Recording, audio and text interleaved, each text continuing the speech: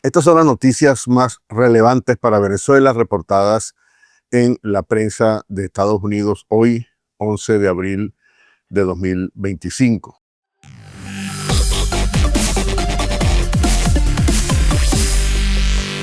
Por otro lado, la petrolera estatal venezolana PDVSA decidió cancelar varias autorizaciones para exportar petróleo a Estados Unidos que había concedido al productor estadounidense Chevron, de acuerdo a fuentes periodísticas que informaron de esta situación. Las cancelaciones se producen después que el presidente Trump impusiera aranceles secundarios a los compradores de petróleo y gas de Venezuela.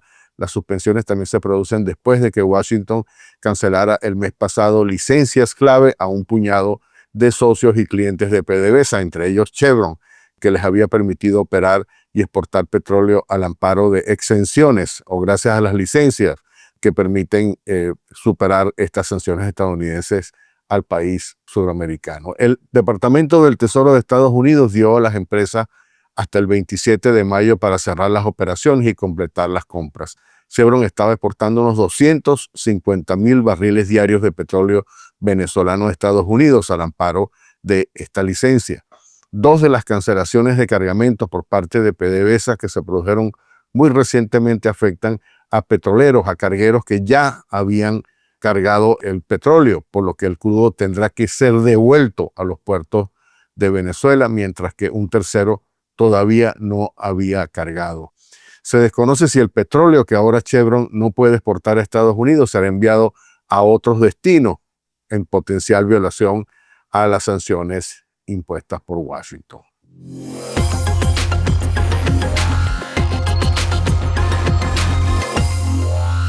Y por otro lado, cerca de 180 migrantes venezolanos llegaron este jueves a Venezuela en un vuelo desde Honduras tras ser deportados de Estados Unidos. Los deportados fueron recibidos por Diosdado Cabello en el aeropuerto de Maiquetía y entre ellos venían 162 hombres y 16 mujeres. Por cierto, uno de estos deportados tenía una alerta roja de la Interpol. Se espera que hoy llegue otro grupo de deportados, esta vez procedentes de México, continuando con esta política que el régimen de Nicolás Maduro ha llamado vuelta a la patria y que está tratando de regresar a los venezolanos desde diferentes destinos o lugares como México, Honduras, etc.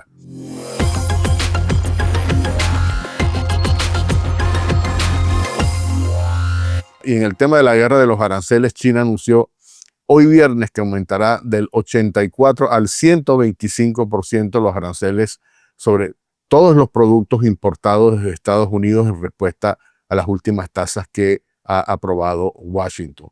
La medida, que entrará en vigor mañana, 12 de abril, ha sido confirmada por el Comité de Aranceles Aduaneros del Consejo de Estado de China en un comunicado oficial en el que condenó la política comercial estadounidense por violar gravemente las normas del comercio internacional y de aplicar una política unilateral de acoso y coerción. Estados Unidos ha ignorado el orden económico global que ayudó a construir tras la Segunda Guerra Mundial, indicó el comunicado, añadiendo que China condena enérgicamente las últimas medidas y que su paciencia tiene límites. La administración Trump ha criticado a China por imponer altos aranceles a los productos norteamericanos que buscan penetrar el mercado chino y dijo que el déficit comercial de casi 300,000 millones de dólares a favor de China es una situación injusta que debe ser corregida. Funcionarios norteamericanos también han criticado a China por no respetar las regulaciones de la Organización Mundial de Comercio y de competir comercialmente a nivel internacional de forma injusta. Esta medida llega 2 días después de que el gobierno de China elevara de 34 al 84% los aranceles a los bienes estadounidenses en represalia al gravamen del 50% que Trump había impuesto previamente a los productos chinos. Frente a esta decisión, Washington respondió elevando aún más los aranceles hasta el 125%, lo que sumado a cargas anteriores, a aranceles anteriores, deja un total impositivo acumulado del 145% sobre las importaciones chinas. El portavoz del Ministerio de Relaciones Exteriores chino, Lian Jian, afirmó este viernes que su país no desea una guerra comercial, pero no la teme, y exigió a Washington dejar las presiones si realmente busca resolver las tensiones por la vía del diálogo, una declaración que ha sido vista como una disposición de China a buscar negociar con Trump.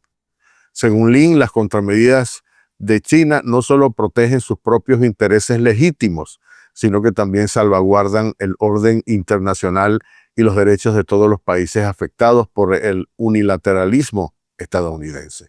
China también ha advertido que no permitirá que se le impongan condiciones desiguales en futuras negociaciones y que cualquier diálogo debe basarse en la igualdad y el respeto mutuo. Veremos a dónde se dirige este embrollo.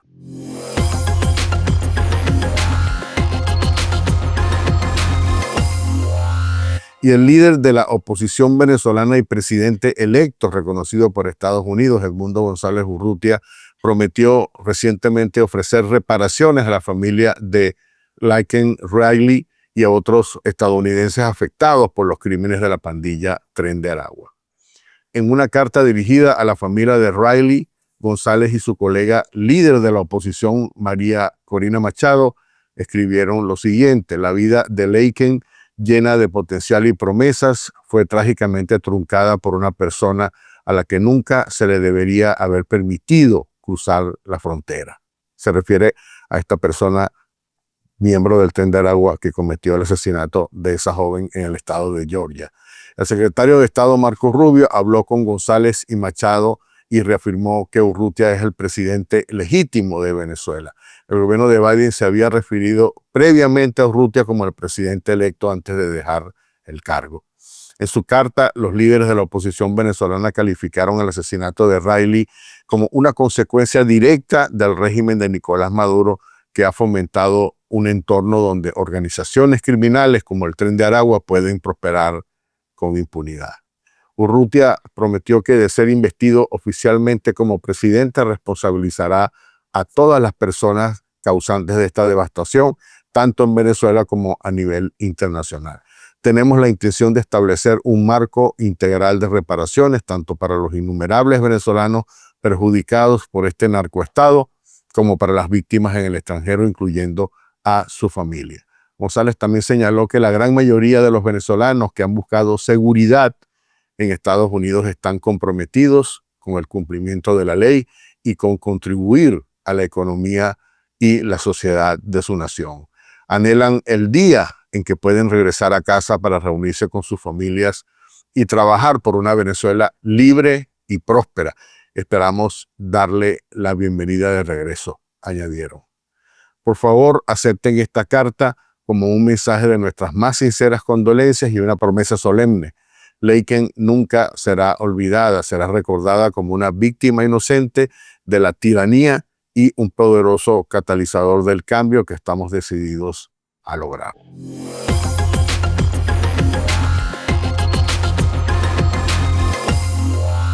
Y organizaciones venezolanas de todos los Estados Unidos se estarán reuniendo a partir de este fin de semana en Orlando, en la segunda cumbre anual para buscar respuestas y estrategias ante la política de la administración Trump de eliminar el estatus de protección temporal TPS para los venezolanos y reanudar las deportaciones de presuntos pandilleros venezolanos. William Díaz, fundador de la Casa de Venezuela en Orlando, expresó su preocupación por el clima actual que rodea a los venezolanos en Estados Unidos. Llevo 36 años en este país, dijo William Díaz. Esta es la primera vez en mi vida que voy con esto en el bolsillo, dijo mientras sacaba su pasaporte estadounidense. En febrero, el Departamento de Seguridad Nacional, como se sabe, anuló el TPS para los venezolanos, dejando a cientos de miles de venezolanos con el temor de ser deportados. Sin embargo, un juez bloqueó la orden la semana pasada y se espera que esta decisión se defina pronto. La administración Trump podría apelar a esta decisión y luego podría llegar a la Corte Suprema de Justicia para una decisión definitiva. Ante este panorama, el activista Díaz dijo que está haciendo un llamado a algunos miembros del Congreso que han expresado abiertamente su apoyo a los venezolanos para que nos protejan. Queremos que sean directos y le digan al presidente que deje de intentar apelar la decisión. Las 93 organizaciones venezolanas se reunirán en la primera iglesia bautista de Orlando a partir de este fin de semana para discutir maneras de abordar el TPS y otros problemas que enfrentan los venezolanos. Necesitamos limpiar la imagen de la comunidad venezolana, dijo Díaz.